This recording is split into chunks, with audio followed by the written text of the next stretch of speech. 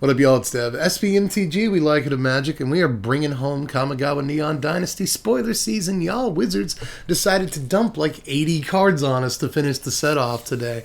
And most of them, I'm not going to lie to you, pretty bad, a lot of these cards. And that's no different from how spoiler season usually ends. They give us like 100 cards to look at, most of them garbage. They did the same thing today, and I know you got some optimists out there in the world who say really inspiring sounding things like there's no such thing as a bad Magic card, and that's really nice sounding. I'm all for kindness, but that's just kind of wrong. Look at the last day of pretty much any previous season. You'll see a bunch of objectively bad, boring Magic cards that I can't even say anything funny about. So, today, what we did was we combed through all 80 plus of the cards they previewed this morning, and we're going to bring you what I think are the 20 best looking, or at least most interesting cards from the final day of preview season. But quickly, I always set aside a little chunk of time at the beginning of like the last preview season video just to say like thanks for another awesome preview season. We had a really good one this time around, and even though I'm not going to bring down the mood too much or talk about this for longer than I need to, let me just say I especially needed this spoiler season. It's one of my favorite things to do as both a Magic player and a content creator. It's like wake up to new cards every day. It feels like Christmas. And if you didn't know, and you probably do, I've been going through it lately. There's been some stuff, and I really needed this spoiler season. And it's been a really good one, too. I can't remember enjoying a spoiler season this much in a while. So thank you all for being here for it. It means a lot to me. But aside from that, just remember that we're still a Magic channel after preview season ends. I know a lot of people seem to forget that. But we're going to do, the top 10 sleepers, the top 25 cards in the set, deck techs, that's kind of important, sort of, still on YouTube. Not as much as it used to be, but come on.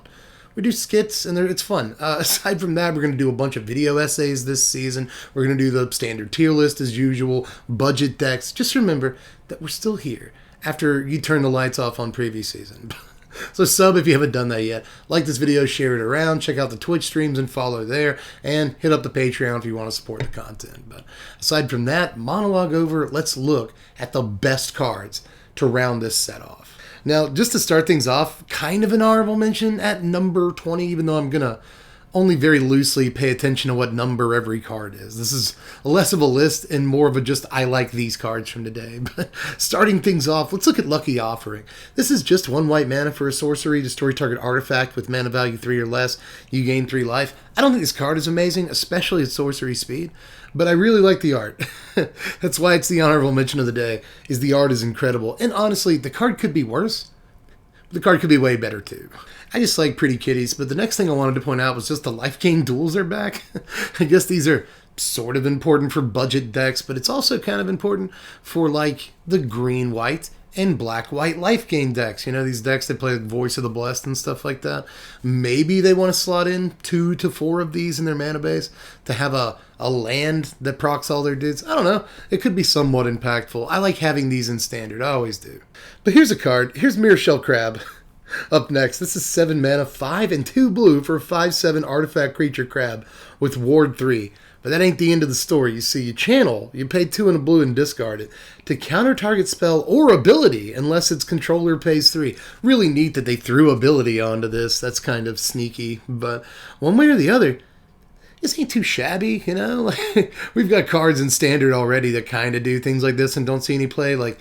I don't think Flip the Switch is going to start seeing too much play, although I do kind of like that card. But in this case, what I specifically like about this is the ability to, say, counterspell something in the early to mid-game and then reanimate this guy. And suddenly you got a huge ward dude. Well, that seems okay in the right kind of deck. And I do kind of like it with a Colossal Sky Turtle or whatever it's called. That card from yesterday that I really liked. That has like 2 channel modes on it. I'm seeing like a channel control deck in blue and green, maybe Bant or Sultai. It's crossing my brain right now, right? Like Sky Turtle would be really good in any potential Bant or Sultai control deck. You can do the channel things at instant speed. And I'm seeing a play here where like you counterspell something in the early game with your Mirror Shell Crab. And then at some point later on in the game, you can do the 3 mana, like 2 and a green, recover a card from your graveyard at instant speed mode on Sky Turtle, get back your crab, counter something else, right, for a total of 6 mana. It could work. So, I don't know. I just think it's a cool sounding deck, and whether it's like a Reanimator deck or just a ramp deck, right, because you could play Sky Turtle and crab in just a ramp deck. That's kind of a control ramp deck, and there's actually a card we'll look at later today that facilitates that. Incredibly so. But I don't know. I just kind of like what's coming together here. I like these like big creatures that also happen to be like serviceable spells. It's a cool card. And yes, I'm saying I think it might have, wait for it, legs. I really made you wait for it there. I feel like the longer you wait for it, the better it is. Anyway, let's move on to Mnemonic Sphere. Another blue card here. Another blue artifact, specifically. It's 2 mana. 1 and a blue for an artifact. You can pay 1 and a blue and sack it to draw 2 cards, or you can just channel it for 1 blue mana to draw a card. There's probably lots of ways this could be decent. You know, this is kind of the common 4 mana draw 2 cards thing of the set, if you want to look at it sideways. And I don't think it's a terrible one, especially for artifact-based decks and stuff. This could be better than it looks, is all I'm saying. I know it doesn't look like much, but it could be more than meets the eye. Should have saved that for a card that's actually like a Transformer in the artifact set. But I've been sitting on it all set, and I haven't used it yet, so I just panicked and I went ahead and used it. So let's pretend I nailed it and hastily move on to Undercity Scrounger. This is 3 mana, 2 and a black for a 1/4 artifact human rogue. You can tap it to create a treasure token, but you can only do that if a creature died this turn. I like this. It probably only gets enabled like 1 out of every 2 or 3 turns that it's in play. You know, like you think it's going to proc every turn, and then you actually play it, and it never procs. It just sucks. I don't know. Like, I have mixed feelings about this. I think that I really want it to be awesome, but it's actually probably not. You know, just play Skullport Merchant. It goes ahead and gives you a treasure token at the exact same stat line and mana cost when it comes into play. But this can eventually get you 2 treasure tokens. Think about that. And like, it can tap to get you treasure tokens on your opponent's turn, which is kind of neat. So it goes well with removal spells. You obviously have some of those in black. So like, maybe the card is cool, but it's probably not. I like a thing that taps for a treasure token. I just hate having to enable it. At number 15, and 14 for that matter, and 13, we got a bunch of weird cards coming up, but I really, really like Network Terminal. And I can't apologize for it. It's 3 mana for an artifact. You can just tap it for a mana of any color. But you can also pay 1 and tap it, and tap another untapped artifact you control to draw a card, and then discard a card. It's actually kind of good. Am I crazy? Like, we've seen these 3 mana rocks occasionally do a thing in Standard. Like right now, Celestis is doing stuff in Standard. And that card can draw you a card and discard a card like every few turn cycles. It sees some play. I don't know that this will, right? But I still think that like occasionally in Standard decks we see 3 mana rocks. And especially like in janky stream decks or just like arena fun decks, you see these 3 mana rocks that you play all the time, like Strixhaven Stadium and beyond, right? So like, I don't know, man. Like, if you're in an artifact deck and you want to ramp a little, or like this 3 mana rock looks appealing to you, or you need to make like 3 different colors or something, like maybe this starts being a card that you might actually decide to play on a tier list of 3 mana rocks in Standard. This is like number 3 or 4, and like that's not bad.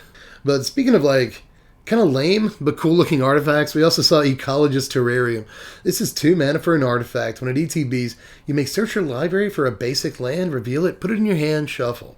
You can also pay 2 and tap and sack Ecologist Terrarium to put a +1/+1 on a counter on target creature. But you can only activate it as a sorcery, which is kind of a boo. It's slightly a boo, I think. A little bit of an error there. A little bit of a whoopsie, but you know, that's still not terrible. I keep comparing cards to environmental sciences this season. The problem with comparing cards to environmental sciences is that sciences doesn't take up a slot in your deck. It's like literally 0 opportunity cost to include that card. You don't have to take up a slot in your deck to play sciences, and that's one of the reasons it's worth it often. This, you do. You have to devote slots to discard, so I'm just not sure that it's anywhere near as good as a card like Sciences. It doesn't gain you the life or anything either, but I think it might be like somewhat important in draft, where again it fixes colors, it kind of ensures that you get that third and fourth land drop. That's important. It's an artifact. You're going to be wanting to play artifacts in draft because they pay off in a number of ways.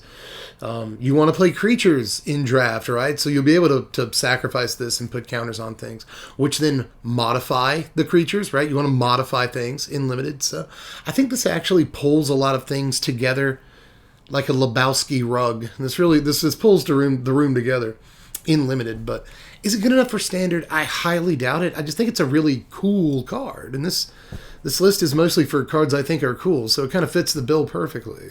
Anyway, if you're going to call me a weirdo for liking this card, all I can say is those who live in glass houses shouldn't throw stones. You get it, glass houses? Terrarium. Sky Swimmer Koi is next. Let's talk about that. It's 4 mana. 3 and a blue for a 3/3 fish with flying. And whenever an artifact enters the battlefield under your control, you may draw a card. If you do, discard a card. Dev, what's this card doing all the way up here? Why is it above all these other cards? First of all, because most of the cards we've talked about today aren't actually great. They're just cards I think are cool. And this is kind of the same thing, but I think it's really cool. There's a lot of ways to put, like, token artifacts, like more than one token artifact onto the battlefield in one turn. So, like, any turn when you proc this more than once, I think it's really good. And you can double proc it at instant speed in standard right now with, like, an unexpected windfall, you know? Like, I don't think it's good enough, especially because they both cost 4 mana. It's a little awkward, but if you do have this on the table when you cast an unexpected windfall, what do you draw? A total of 4 cards and discard 3 altogether? That's pretty good. You get 2 treasure tokens. So that's pretty good. But, like, anything that puts treasure tokens onto the battlefield, suddenly you draw a discard. And there are lots of cards that do that. So, like, I don't know, man. Like, imagine just, like, Treasure Vault. You know, late in the game, I'll pop my Treasure Vault for 4 tokens. And suddenly I draw 4, discard 4. Like, sure, you know. I'll find me whatever I'm looking for and do some milk shaking, bring some of my boys to the yard in a reanimator deck. I don't know. It's 4 mana is way too much for this thing. But first of all, it's some sort of, like, psychedelic rainbow fish. It floats around. I like that. I'm allowed to like that. But I also just really like the text box on this card. I don't care how much it costs. Text box is really cool. But let's move on to Debt of the Comie. This is just kind of Farika's Libation, but it's good. It's a good card to have, right? This is Debt to the Comie is 3 mana, 2 and a black for an instant. Choose one. Target opponent exiles a creature they control, or they exile an enchantment they control. It's good. It's good. It's actually a pretty good Magic card to, again, give black. Like, a way to get rid of enchantments is kind of nice. And honestly, it's just a strictly better Farika's Libation. And, like, Libation already saw occasional standard sideboard play. So, like, this, you know, I get to say the name of the channel. Strictly Better Libation is, like, definitely a noteworthy card. Now, there's also Voltage Surge today. This is just 1 red mana for an instant. As an additional cost to cast a spell, you may sacrifice an artifact. Now, it deals 2 damage to a creature or planeswalker, but if the additional cost was paid, Surge deals 4 damage instead. So just, like, sack a treasure token. It's not Shrapnel Blast because it can't hit face. If it were Shrapnel Blast at 1 less damage for 1 less mana, it would be, like, one of the best cards in the set. But it's not that. It isn't that. But at the very least, it's, you know, magma spray, like a shock that can't go face. So, I don't know. The card is at least interesting, and it gives red a 1 mana way to take up 4 toughness things. And I think that's actually really interesting for a variety of red decks right now. But up next, let's look at Disruption Protocol. This is 2 blue mana for an instant. As an additional cost to cast this spell, tap an untapped artifact you control or pay 1. Counter target spell. It's 2 mana. It's a counter spell. They just did it. They just reprinted counter spell, you know. Sometimes it's a cancel. Sometimes it's cancel. But there are 3 decently playable, like, 1-drop artifacts, at least in standard. Like, there's more than that even, you know? Like, there's the ninjutsu deck, I think. There's a rogue that's a 1 mana, 1/1 artifact creature. With flying, so they want to play that. They get a counter spell if they want it. There's also just, like, the 1 mana, it's like a Springleaf Drum. It's a 1 mana blue artifact in the set that you tap in another artifact, and it taps for a colorless mana. So it looks like people are going to be wanting to play the hell out of that. That's a really popular card here at the beginning of, you know, just during spoiler season. A lot of people talking about that card. So there are a number of decent 1 mana artifacts just in blue, not to mention just artifacts that you, you can just play for 1 mana of any color, that enable this on turn 2, that I think decks are going to want to play anyway. So this card's just awesome. A very easily enabled, basically counterspell in Standard is definitely something that needs to be pretty high up a list, so it effectively starts the top 10 here. Now, you guys are going to think that I'm nuts for putting this like after the counterspell, but I actually think Commune with Spirits is like a pretty good Magic card. This is just 1 green mana for a sorcery. Look at the top 4 cards of your library. You may reveal an enchantment or land card from among them, put it into your hand, put the rest on the bottom of your library in a random order. Now, I think this is good for a number of reasons. First, we really haven't had a whole lot of cards like this in Magic history for enchantment decks specifically. Like, Commander Enchantress decks probably play this card, right? Like, likely. Looking at the top 4 is a lot. In Commander, where, playing Enchantress, you're probably going to get a look at least 2 good enchantments on top of your library. Now, it also gets a land, though, in case you whiff on an enchantment. It does get a land on turn 1. That'll help, right? But it also, and I think this is important, in this set, it can get a number of creatures, and that's cool. And again, in your Commander deck, you can get all kinds of enchantment creatures from like either Theros set or this set. So you got a lot of options for enchantment creatures so far in Magic. But in Draft, it can also nail in enchantment creatures. So it kind of has a sneaky mode where it's just 1 green mana to draw a land, an enchantment, or in some cases a creature, depending on how you built your deck. So I think there's kind of a lot that I like about this for just 1 mana. And again, enchantment and enchantress decks, in Commander especially, but even in Standard, with the amount of enchantment support that we have right now, might end up playing some number of this card. And you really aren't losing much opportunity cost for doing so, right? I mean, just duck some number of lands in your deck, and you can play this card. I mean, it's not attuned with Ether. It's not like that power level, but it's close-ish. It's not bad. But speaking of 1 mana green cards, let's look at Tamiyo's Safekeeping. This is just 1 green mana for an instant. Target permanent you control gains hexproof and indestructible. Until end of turn, you gain 2 life. So it gives you hexproof and indestructible to make sure, like, ain't nothing. Nothing is happening to this dude, basically, unless they have, like, an Exile Sweeper, which exists in Standard. You might be like, which one? We'll talk about it later. I guess the creature could also still get picked up by like a buy invitation only or something, but still, there's not a whole lot of cards removal wise that are going to be able to wipe out whatever creature you target with this. I also kind of like the life gain. It's not worth much, but again, in your like green-white life gain deck, with your Voice of the Blessed and stuff, like this goes really, really well. So I don't know, kind of, and you're going to want that too, because Voice of the Blessed has this like huge target on its head. A couple of your other creatures do too, so might be worth it to pack a few of these. It really might. I like this card a good bit, and I know that while Snakeskin Veil is in the format, this card probably won't see too much play, but hexproof and indestructible, again, it basically just says no, in a way that a lot of these 1 mana green spells just don't. Now again, I am just the dumbest Magic player in the world, I know, you'll tell me, for putting this card at number 7 ahead of so many like good cards in a row, but Experimental Synthesizer. There's just something about this thing, guys. It's just 1 red mana for an artifact. When it ETBs, exile the top card of your library. Till end of turn, you may play that card. You pay 2 in a red and sacrifice it to create a 2/2 Samurai creature token with Vigilance. Activate only as a sorcery. So I do think the sorcery speed on the activation kind of sucks a little bit, but we are talking about a 1 mana thing that kind of draws you 2 cards. Right. In the scheme of things, this will draw you 2 cards. I know it's the red drawing a card, but it's still drawing a card. Play this on like turn 3 or 4, and it can be your land drop for the turn. If you hit a land off the top of your library, you can play that. But you can probably also play whatever you hit off the top, if you have a reasonably low curve. So I don't know, man. And then like it's okay. So look at it this way: 4 mana 2/2, draw 2. Right, but in installments, pay 1 mana, draw a card. Pay 3 mana, get a 2/2, draw a card. And it's a 1 mana artifact in the meantime. Artifact decks care about that.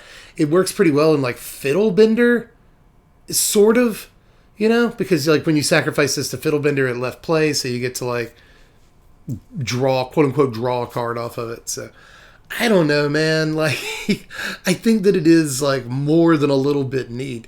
And if you do get swept, then it's a body on the battlefield and a potential drawn card if you have the mana to cast the thing. So I don't know, man. Again, there's just something about it. I think there are holes this could fill, and I'm excited about filling them. That came out funny. But now we're getting into like the very best of the day. There are actual good cards that live here. Number 6 is Automated Artificer. This is not only kind of fun to say, and I like the alliteration, but it's just a solid card. This is 2 mana for a 1/3 Artificer. It's an artifact creature. You can tap it for a colorless. Spend this mana only to activate an ability or cast an artifact spell. So this is a 2 mana rock in Standard. Make no mistake, we have so many artifacts now, especially courtesy of this set. And the next few sets, guys, we get New Compassion, which we're probably going to have a few artifacts, right? But then we get like a Dominaria set, and then later on, in the same Standard, y'all, we get the Brothers' War, an Urza and Mishra's set. That's probably going to have 1 billion artifacts in it. So like this card's going to get better as time goes on. But it's already good, y'all. Like this is just like 2 mana ramp into a 4-cost artifact on the next turn. Ramp into an Asika's Chariot on turn 3 with this in Standard. Myriad Construct is even like a decent play on turn 3 with this. I don't know, guys. We just haven't seen an honest-to-goodness decent 2 mana rock in Standard for what feels like forever, right? The only problem is, even though any deck can play it, not every deck wants to play it. You have to have artifacts or, I guess, abilities that you want to ramp into. This does ramp into abilities. That's kind of an interesting little piece of icing or gravy or whatever. Don't combine icing and gravy. That's gross. But it's one or the other. That's pretty good. I mean, altogether, though, all I'm going to say over and over about this card is that it is 2 mana of any color, and it taps for mana. And that is just something we haven't seen. They chickened out a little bit, but I love artifacts decks. I love, Forsaken Monument decks. This goes really well in those. So let's go. Like, I'm playing this card day 1. Let's look at another 2 mana artifact creature here. This is Patchwork Automaton. 2 mana for a 1/1 artifact creature construct with Ward 2. Whenever you cast an artifact spell, put a +1/+1 counter on Automaton. So this, they did chicken out and make it whenever you cast an artifact spell, but it's still good. If it were whenever an artifact comes into play, it would get broken-ish, but this is just an initial 2 mana investment. And what really sells this card for me is the ward. If your opponent wants to kill it with a single targeted removal spell, just one-off removal, suddenly it's going to cost a lot of mana. They want to 2 mana removal spell. It's 4 mana. A 1 mana removal spell costs more mana value than you put into the card. Again, I think the ward is key here for making this card decent and playable on turn 2 and actually able to grow as the game goes on. You play it on turn 2, then turn 3, you play 2 artifacts ideally and grow it into a 3/3, right? As the game goes on, this card could get absolutely huge, It's kind of a champion of the parish or champion of the perished. Take your pick. But for artifacts. And that's actually great. Whether you're playing artifact creatures or just artifact spells in general. I can see this going well in a number of commander decks, but even in Standard and Historic and Modern, honest to God, Modern because of the ward. Hey, you play this in Vintage and then immediately drop 2 Moxen. You feel pretty good about yourself. So, I don't know. I think this card has legs in multiple formats. Maybe I'm just stupid. It's possible I'm a dumb Magic player who stinks and also smells bad. But I actually think there's something to this one. I like this card. But here's actually maybe my favorite card of the entire day. Seriously, there are 3 rares to cover today, so we got to get to those. But the last, I guess lame common of the day it's not lame at all. This is Careful Cultivation, and I think this card is actually quite good. This is 3 mana, 2 and a green for an aura that enchants an artifact or a creature. As long as enchanted permanent is a creature, it gets +1/+3 and has reach and tap to add 2 green.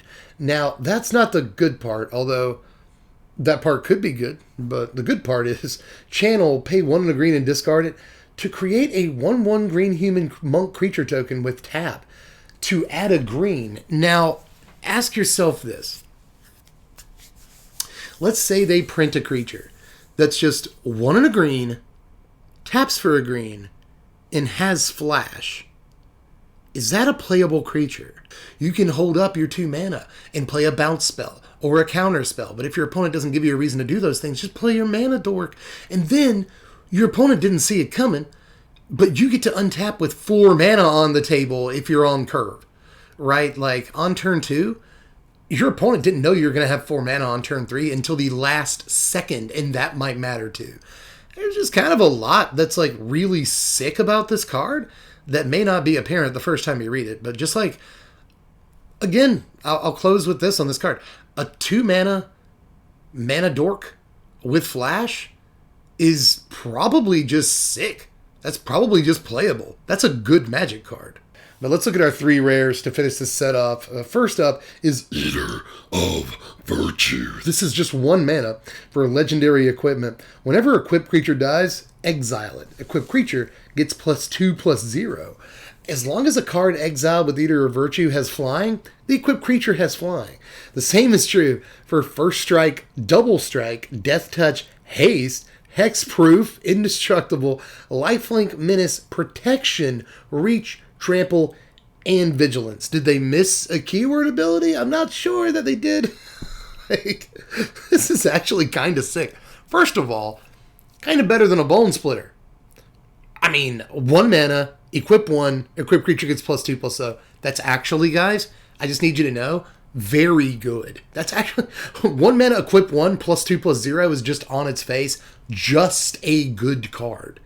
Now, the downside is that the equipped creature, if it dies, gets exiled. Who cares? When the upside of the upside of the downside is so high. So if your opponent manages to get rid of your flyer, this is equipped to, that's swinging over for 4 or 5 damage every turn, they kill that. The next thing you equip it to, it's going to be 1 mana for +2/+0 in flying. That's stupid. Like, that's actually really quite good. This might actually be like the best 1 mana artifact in the format if you're playing creatures in your deck. This might be the best 1 mana artifact in the format. Not even kidding. This is probably better than it looks and might be one of the sleepers in the set, but I'll have to wait and see how much talk it's actually seeing. I get the idea. This is a card that probably won't see too much talk. Honestly, I bet this one goes under people's radar, but you heard it here first. Unless you heard it from a bunch of other places at the same time, I don't know. But you heard it here at some point. How about that? This card, I actually think, is quite good. But to finish it off, let's look at a couple of cards that were spoiled yesterday, but they weren't officially previewed till this morning. Let's take a look first at Farewell. I told you there was exile sweepers in this format. 6 mana, 4 and 2 white for a sorcery. Choose 1 or more. Exile all artifacts, all creatures, all enchantments, and or all graveyards. Sick card, right? It's devastating mastery without a bunch of hoops to jump through, without a bunch of white mana you have to pay for the stupid thing. It's just exile. Exile, which is really powerful. All of a number of very important things. I guess you really want Planeswalkers to be on the card, and I'd feel a lot more comfortable if Planeswalkers were on the card. That's one thing Devastating Mastery, I guess, has over this. But at the same time, if you just pick 2 of these modes, I think it was worth your 6 mana investment. Card is pretty good. I'm not sure how great 6 mana sweepers that don't also put a Planeswalker back onto the battlefield, like a Blood on the Snow, are in this format. And again, especially, I'll say this, 6 mana sweepers that aren't also 3 mana sweepers, like Path of Peril. Like a lot of our 6 mana sweepers do something else. This is just get rid of all of it. Get rid of all of it except Planeswalkers. And we might be in the kind of format where that's a really, really desirable card, especially if we're trending towards more mid-rangey decks that try to do fun stuff. This could be a no fun sign. But final card of the day, final card of the set, at least until we get to the sleepers list and the top 25 and all that. But final card of previous season is Mukotai, Soulripper. This is 2 mana, 1 and a black for a 4/3 vehicle. And whenever it attacks, you may sacrifice another artifact or creature. If you do, put a +1/+1 counter on Soulripper, and it gains Menace till end of turn, and it crews for 2. Now, crew 2 is really, really good. And we're in the kind of format where this is a pretty serviceable thing, right? You sacrifice a Shambling Ghast or an Eye Twitch to this thing's activation, and it gets through for pretty decent damage. I mean, 4 power for just 2 mana and Menace, not bad. It's either going to get through for combat damage, or it's almost certainly going to take something out with it. I also like that you can crew it to block any number of important creatures in this format, right? One of the things about, like, even mono black aggro right now, that kind of sucks is that when you come up against like mono green, you have your 3/3 Graph Reaver. You know, you've got any number of 3 power creatures, but almost none of your dudes can naturally stand up to an Old Growth Troll or an Esika's Chariot. And now you have a dude that can, so that's kind of good for those kind of decks, right? But this also gives you an interesting sacrifice outlet, which some of those decks needed. There's a lot of artifacts laying around. You know, these decks create treasure tokens a good bit. You can just sacrifice those. These decks create blood tokens fairly easily some of the time. So, you know, I could actually see this seeing some amount of play. 2 mana for these kind of stats is good. And if you can turn the sacrifice into an upside, this card is actually kind of... There looks like no reason to play the card. Or no reason not to play the card. Was that Freudian? Yeah. There's no reason not to play the card. If you've got like blood or treasures or even dude you want to sacrifice laying around. Anyway, ladies and gentlemen, that is it for preview season. I'm a dum-dum and I actually just reloaded Mythic Spoiler like there were going to be new cards. Just force of habit at the end of every recording. But anyway, let me know how you felt about not only the cards from today, but my picks from today. Was there anything else sort of that got lost in my shuffle while I was looking at cards? Is there just something incredible that I failed to point out on the last day of preview season? Aside from that, just let me know how you feel about the set. I think the set looks pretty good. I do. I think the set is not overpowered by any means, but it's also not underpowered. I think it's hitting a pretty nice balance of power level that I kind of like to see. So we'll talk more about it, though. Sunday, when we hit the stream, we're going to rate every single card in the set from 0 to 5. And that is something we've done the last few sets, and it's probably the stupidest thing I do as a content creator. I don't know why I put myself through it, but it's very entertaining for all of you, and you seem to enjoy it. So if you want to do something you're not going to see any other content creator take it upon themselves to do, then check out the stream on Sunday. That's how you get to the stream. Twitch.tv/SBMTGDev, or hit the link in the description. Follow me on Twitch is free, and you get a notification when I start that stream up. You might want to be there. It's always a good time for you. But actually, I wouldn't do it if I wasn't having fun with it either. But try that out if you haven't done it yet. Also, support the content over on Patreon. It's just $1 a month to, support the content by voting on what we do in terms of video essays and deck techs and blah, blah, blah. But, I just appreciate your help. But aside from that, like the videos, subscribe, do all the stuff. And one more time, thanks for a great spoiler season, y'all. Couldn't have done it without you. Literally, I just couldn't.